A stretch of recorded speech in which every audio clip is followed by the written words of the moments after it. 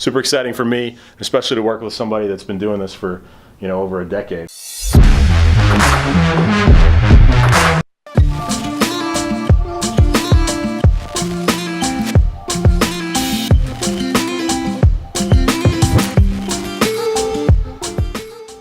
What's it like being under the big shiny lights for the first time? Nervous, exciting, ready to start my acting career. There you go.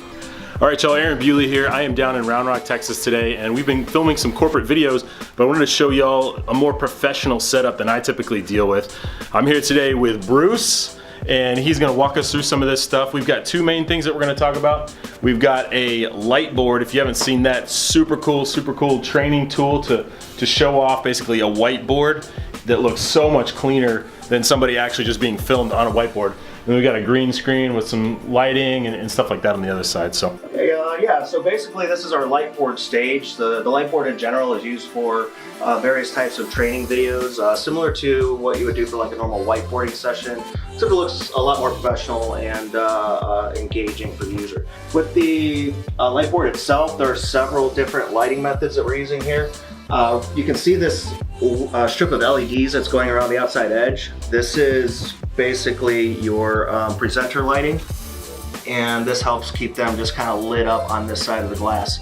Oh, this lights up the human. I thought it lit up the marker whenever you draw with the marker on the Right, that's the second strip, which you can't see. There is another strip of LEDs on the inside of the edge of the glass. Oh, yeah. Here. I'm not sure if you can get a inside good shot there. on it. Okay. That's what's actually lighting up the glass itself. Oh, that's awesome. We have the glass lighting, we have our subject lighting, and then we also have additional overhead subject lighting here. Yeah. Just to cut down on some of the shadows and stuff. Since typically when we're filming these, the room's going to be pitch black. We're going to have a solid black background here. Yeah. And then that way all you can really focus on at that point is the presenter and what's being in the glass. That is awesome. Okay, and then so just some for guidance for people, you generally don't want to get probably farther than, what is that, like 4 feet back from the glass? Yeah, Otherwise so basically, since all of your subject lighting is really close, once you start backing up past about this point here, in the camera the subject will start fading out, getting very dim, and it also kind of gives a shrinking appearance. Oh, so, yeah, that's right, you're saying that. Kind of fade away to blackness if you just start going backwards like this. Fade to black. Exactly. So we like to keep them in the box, so to speak, and then there's some additional markers there for like reset points for when they're presenting, so they know where to go stand, and it's like a good spot for the video presentation itself. Cool. Do we use special kinds of markers, or what are we using here? Typically there's a few different types. We have some chalk markers and some regular dry erase markers. Oh, okay. So it's just like Expo Neon. Yeah, we have a few different brands here. Some of them erase a lot easier than others, so those some things to be aware of. And then there's also other factors between the different types of markers, whether you're using the paint-based or the dry erase. Some squeak more when you're writing on the glass versus others. Yeah. And some have fatter tips versus skinnier tips and stuff like that. So lots of variety there. Cool, awesome. And then just like a microfiber cloth, clean it off, just kind of like a window. Yeah, just a bunch of top cloths, clean it off, and awesome, very cool. So you're good to go. Okay, and with the camera, there's really no super fancy setup. There are just a few things that we have to pay attention to, such as shutter speed. If you don't have the correct shutter speed, you may start getting some scrolling and more air effects. Okay, because of the LEDs, or because of the LEDs, yeah. Okay. Sometimes if they're we had a lot of trouble, especially like with the LEDs around the glass initially, because we had them all on the same power thing, and for some reason I guess that was pulling a little too much through there, so they weren't staying in sync, and it was causing a lot of flickering and stuff. So what shutter speed and all that? What are you talking there? So basically, I'll flip the shutter speed to 1/60th, and that usually clears up any problems like that. Okay. And also helps brighten up the subject a little bit more, brings in some more definition. Okay. Does frames per second matter? Typically like not. I typically record 60 frames per second, full high resolution that I can. And then again, with this particular camera, obviously, if you're going to be on the other side of the glass writing, and you're looking at it from this side of the glass, everything's going to look backwards from this side. So the camera also has a horizontal flip built into it. So as it's being recorded, it looks like they're already writing in the correct direction, cuts down on post-production time, and really helps Awesome. clean things up a little bit for you. And then for audio, you're going to have a lapel mic on the other side of the glass to get good clean audio. Correct, exactly. Cool.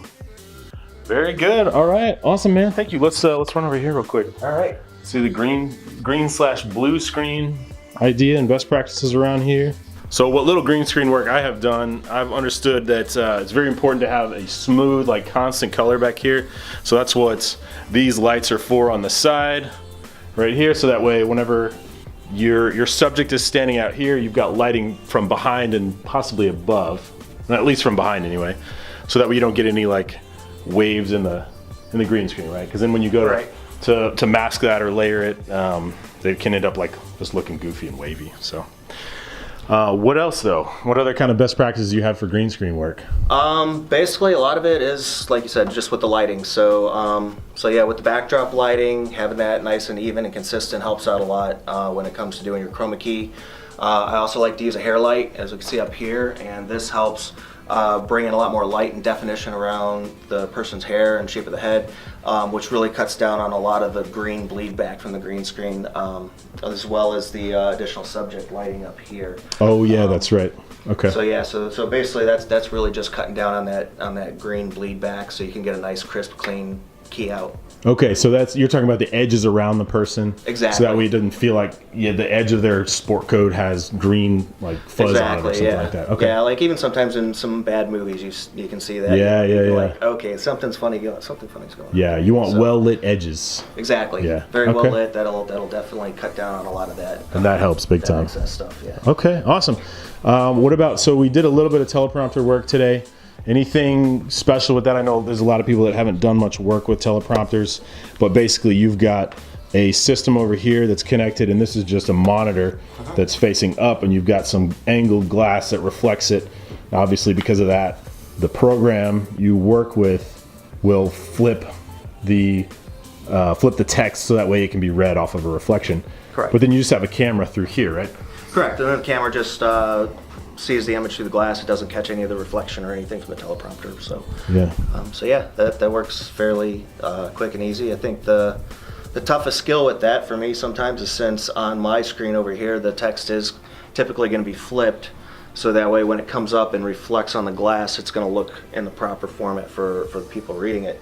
So there's a certain amount of skill being able to read backwards as they're talking, so you can adjust the speed and know where they're at while they're reading their script, and kind of not lose track of them. Oh, I didn't even think about that. As you were tracking that, you're having to read it in reverse over there. Right, yeah. Okay, cool. And then some key things here, obviously, like you want to have full blackout over the edge of the lens on the camera here as part of the prompter box, whatever that's called, I guess. Yeah, correct. Okay, awesome, man.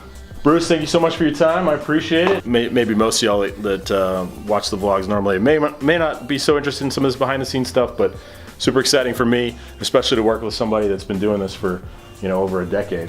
All right. Thanks, Bruce. Yeah, appreciate thank it, you. Have a good one.